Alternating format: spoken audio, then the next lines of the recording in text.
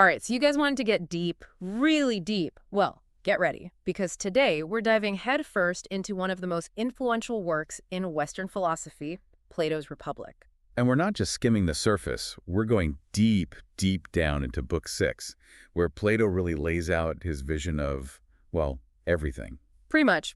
But before we get too far, let's remind everyone we're talking about philosophers and their, well, kind of controversial role in society, right? Definitely controversial, especially for those who picture philosophers as, living in ivory towers detached from reality. Plato saw it very differently. Yeah, forget the stereotype. Plato throws that image right out the window. When he talks about a philosopher, he's talking about this passionate seeker of truth, someone completely captivated by knowledge, almost like they're on this never-ending quest, always searching for answers. Exactly, a never-ending quest. I love that way of putting it. It wasn't just about accumulating knowledge for Plato, though. It was about this inherent desire to understand, to unravel the mysteries of the universe and, of course, human nature. And to get to the bottom of things, to see the world as it truly is. Not just how we perceive it, right?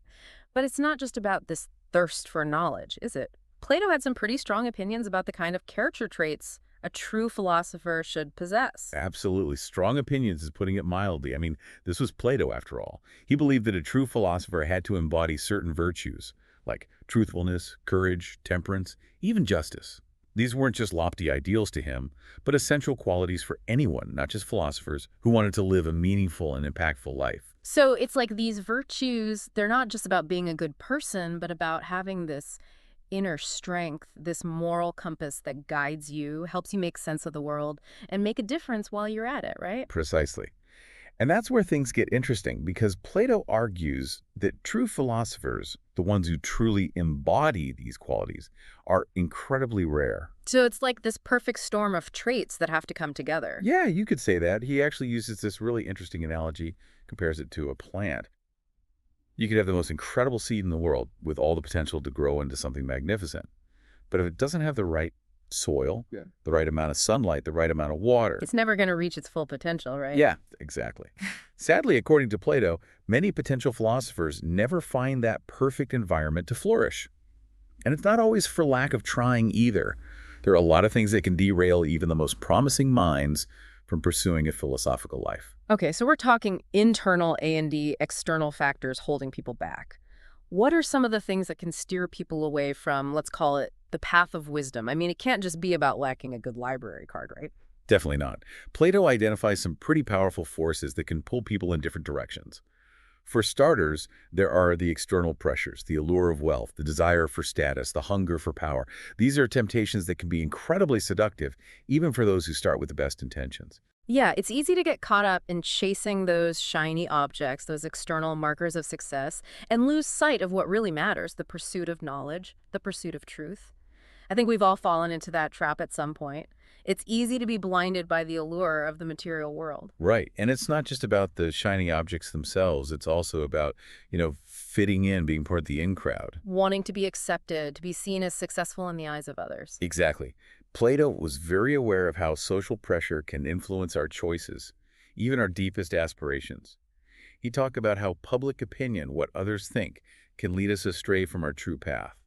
Because let's face it, it takes courage to stand by your convictions, especially when those convictions go against the grain, when they challenge the status quo. It's that age-old dilemma, right? Follow the crowd or follow your own path. Exactly. And you know what? It's not just external pressures that can make it tough to stay true to the philosophical path. Plato also identified some internal challenges, things we grapple with within ourselves. It's like trying to navigate a maze in the dark. Okay, I'm picturing this maze, pitch black, no way out. He suggests that those very same qualities that could make someone a great philosopher, the courage, the passion, the unwavering belief in their convictions, can actually backfire if they're not guided by something more, something deeper. You're saying that these traits, without the right guidance, can actually lead you further astray? Precisely. Imagine someone who has incredible passion but lacks direction. They might end up pouring all that energy into something meaningless or even harmful. It's like that saying, a little knowledge can be a dangerous thing. Or in this case, even a lot of passion without a strong foundation. A strong foundation of wisdom, of understanding. Okay, so we've got these external forces pulling us in different directions, these internal struggles to contend with. It makes you wonder, how does anyone actually manage to become a true philosopher, given all of that? It's the million-dollar question, isn't it? And it's something Plato was acutely aware of. He realized that even if someone did manage to overcome these personal hurdles, there's still another challenge to contend with: society itself. So even if you're this perfectly cultivated philosopher ready to lead, society might not be ready to follow. It's possible. He saw that society often doesn't even recognize true philosophical leadership when it sees it. To illustrate this point, he used one of his most famous analogies, the ship of state. Okay, yeah, I've heard of this one. It's a classic for a reason, right? For those who haven't encountered this analogy before, walk us through it. What's the ship of state all about? Okay, picture this. You're on a ship, but instead of a competent captain at the helm guiding everyone safely to their destination, the crew is in complete disarray. Oh, no, that's not good. Not in open waters. What's happening? Everyone's fighting for control, convinced they know the best course, even though none of them have any real navigational skill. They're just driven by ego, not actual knowledge. Exactly. They're driven by their own self-interests, their short-sightedness, this desire for power, and completely ignoring the one person on board who actually knows how to sail the ship: the skilled navigator. Sounds like a recipe for disaster. Okay. So where do the philosophers come in? Who's the navigator in this chaotic scene? You guessed it. The navigator represents the true philosopher, the one who possesses the actual knowledge, the wisdom, the foresight to steer the ship of state toward a destination where justice and flourishing are possible. But here's the tragedy, and this is really Plato's point. Just like that chaotic crew who ignores the navigator, society often fails to recognize and value the wisdom of those who actually possess it, the true philosophers. It's like they're too busy fighting amongst themselves, listening to the loudest voices, the ones who are best at grabbing power rather than the ones who actually know what they're doing.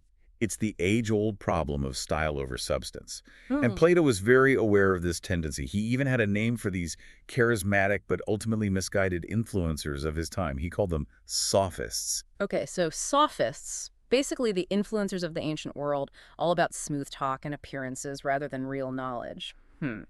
But if we're surrounded by these sophists, these spin doctors, how do we break free from their influence? How do we even create a society that values and elevates true philosophical leadership, especially in a world that seems to prioritize everything but that? That's the challenge, isn't it? And that's what Plato grapples with in the Republic. Yeah. In a way, his answer is what he calls the philosopher king. Okay, let's unpack that. What does Plato mean by philosopher king? Is this literally a king who also happens to be a philosophy buff? Enjoys reading Aristotle in their downtime? Or is there something more to it? I think it's got to be deeper than just being a philosophy enthusiast, right? It's more about embodying those core philosophical traits we've been talking about. The love of truth, the unwavering commitment to justice, having this deep understanding of, well, what it even means to be human. Exactly. It's not about power for power's sake. It's about using that power wisely, ethically, for the good of everyone. That was Plato's vision. Which I'll admit sounds pretty utopian, especially if we look at, history's track record with these enlightened rulers. It's true. It doesn't always work out so well. And even in Plato's time, people were skeptical. One of the characters in the Republic, Adeimantus, he's like, hold on a second. Can we really expect philosophers who spend most of their time, contemplating abstract ideas to actually be effective leaders in the real world? And what about democracy? Where does that fit into all of this?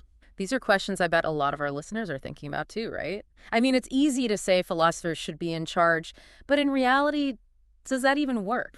Well, Plato wouldn't just throw out an idea like that without, addressing those very real concerns. He wasn't advocating for a philosophical dictatorship. So less about overthrowing the government and more about Cultivating a society that truly values wisdom, right? Yeah. A society that recognizes good governance requires deep understanding of justice, of ethics, of human nature, all of that. So not replacing democracy, but like improving it from within. Exactly. He's suggesting that even within a democratic system, we need leaders who actually get it, who aren't just driven by, winning the next election or maintaining their own power. Leaders who can see beyond those short-term goals, who can actually grapple with the complexities of the world and make decisions for the greater good. Precisely. Think about the challenges we're facing today, right? Climate change, social inequality, political polarization.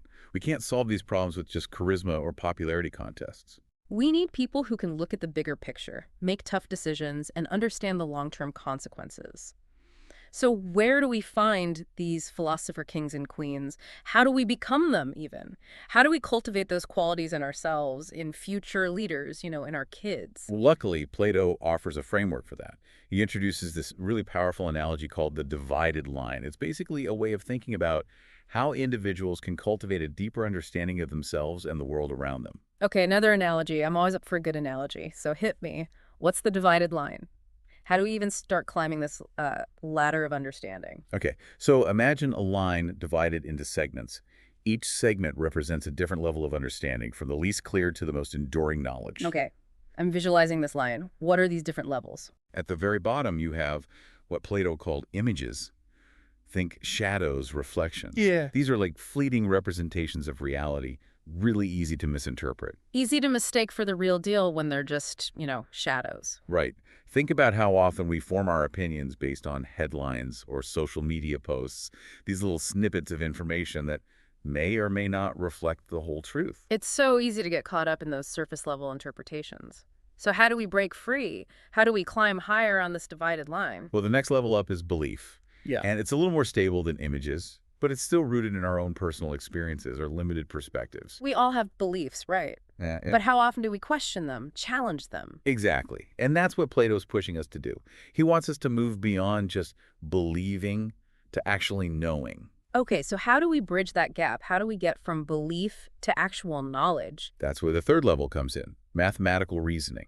It's about engaging with logic, deduction, using our minds to make sense of things. Ah, math, the universal language. It gives us this framework for understanding how the world works on a deeper level. Hmm. But Plato, being Plato, doesn't stop there. He says there's an even higher level, the realm of true knowledge, knowledge of the forms. Okay, forms. This is where I always feel like things get a little abstract. What are these forms exactly? Think of them like these eternal, unchanging essences. Take the concept of beauty, for instance. We see beautiful things in the world, a sunset, a work of art, but those are just reflections of this higher form, the form of beauty itself. So they're like these ultimate ideals that exist in this other realm, the realm of pure thought, pure knowledge. Exactly. And Plato believed that it's through rigorous questioning, through critical thinking, that we can get closer to this true knowledge. It's like this never-ending quest for understanding, always striving for something higher, something more complete. It's a pretty inspiring message when you think about it. It is, and it's a message that's incredibly relevant today. In a world that often feels so divided, so uncertain, it's a reminder that we all share this capacity for growth, for understanding, for wisdom. And that it's through embracing those qualities, not just individually, but collectively, that we can maybe, hopefully, create a better future for everyone. Well, on that note, I want to thank everyone for joining us on this deep dive into the mind of Plato. It's been a pleasure exploring these ideas with you all. If you want to learn more about Plato's Republic, check out our show notes for all those juicy details. We've got links to additional resources, articles, all that good stuff. And as always, keep those philosophical wheels turning. We'll be back next time with another deep dive into the ideas that have shaped our world. Until then, keep exploring, keep asking those big questions, and take care.